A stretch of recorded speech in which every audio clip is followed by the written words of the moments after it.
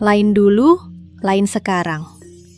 Kalimat itu rasanya paling pas untuk menggambarkan perjalanan antara Batavia dan Buitenzorg, yang sekarang kita kenal sebagai Jakarta dan Bogor. Kalau hari ini kita bisa bolak-balik naik KRL atau bus dengan mudah, dulu jangan harap semudah itu. Bahkan sebelum jalur kereta api dibuka tahun 1873, perjalanan dari Batavia ke Buitenzorg itu bukan sekedar pergi, tapi benar-benar petualangan. Bayangkan saja, di pertengahan tahun 1950-an, akses menuju Jakarta dari Bogor masih sangat terbatas. Hanya ada satu jalur utama, lewat Cibinong. Angkutan umum yang paling sering dipakai waktu itu adalah oplet, dan itu pun harus jalan pelan karena kondisi jalan yang sempit dan terbagi dua jalur.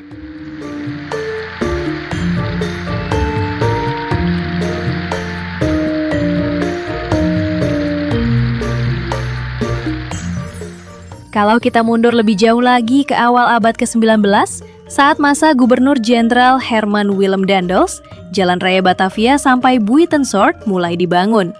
Tapi jangan bayangkan jalan mulus seperti sekarang.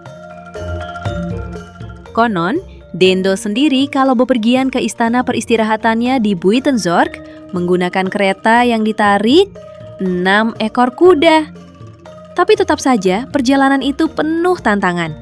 Jalanan berlumpur, licin, dan berat dilalui. Lalu bagaimana dengan rakyat biasa?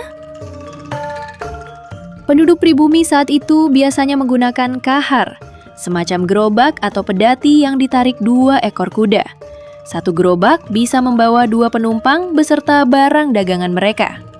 Soal ongkos, jangan kaget, tarifnya dihitung berdasarkan harga beras. Untuk perjalanan Batavia ke Buitenzorg, ongkosnya bisa setara lebih dari 300 kg beras.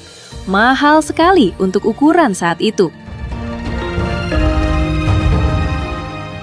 Selain lewat darat, ada juga jalur air. Orang-orang bisa naik perahu menyusuri Sungai Ciliwung yang dulu jauh lebih lebar dan dalam dibanding sekarang. Dan satu lagi moda transportasi yang unik, joli. Joli ini semacam tandu yang dipikul oleh 4 orang. Tapi jangan bayangkan perjalanan yang cepat. Dari Batavia ke Buitenzorg, waktu tempuhnya bisa mencapai 9-10 jam, bahkan setengah hari di perjalanan. Sepanjang jalan, sepi, hampir tidak ada warung, tidak ada tempat makan. Jadi para penumpang harus membawa bekal sendiri, makanan dan minuman untuk bertahan di perjalanan panjang. Menariknya, meski jalanan masih dikelilingi hutan lebat, hampir tidak ada catatan tentang perampokan atau kejahatan di jalur ini. Di Batavia sendiri, para pengemudi gerobak, kahar, dan joli biasanya mangkal di pusat kota, di sekitar kawasan yang sekarang dikenal sebagai Kota Tua. Di sana juga berdiri bangunan penting milik Nederlandse Handelsmaatschappij yang melanjutkan aktivitas perdagangan setelah runtuhnya VOC pada tahun 1799.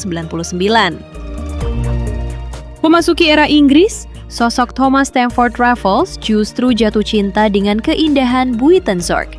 Selama masa pemerintahannya, ia lebih sering tinggal di Bogor ketimbang di Batavia. Disinilah ia mengembangkan kebun raya dan bahkan membangun monumen untuk mengenang istrinya tercinta. Lalu, waktu terus berjalan. Memasuki abad ke-20, angkutan bermesin mulai bermunculan. Jalanan yang dulu sepi perlahan mulai ramai. Di jalan raya, berseliweran angkutan perkotaan, mulai dari oplet, otobus, lalu becak, kemudian bemo. Dan sekarang, angkot hijau seperti yang biasa kita jumpai di jalanan kota Bogor. Perjalanan yang dulu bisa memakan waktu setengah hari, kini bisa ditempuh hanya dalam hitungan jam, bahkan menit. Sejarah memang tidak pernah diam. Ia bergerak, berubah, dan selalu menyisakan cerita menarik untuk kita kenang. Sampai jumpa di video berikutnya, dan jangan lupa tekan tombol subscribe jika ingin mendukung channel ini untuk terus menyajikan tayangan-tayangan menarik seputar sejarah dan budaya. Salam!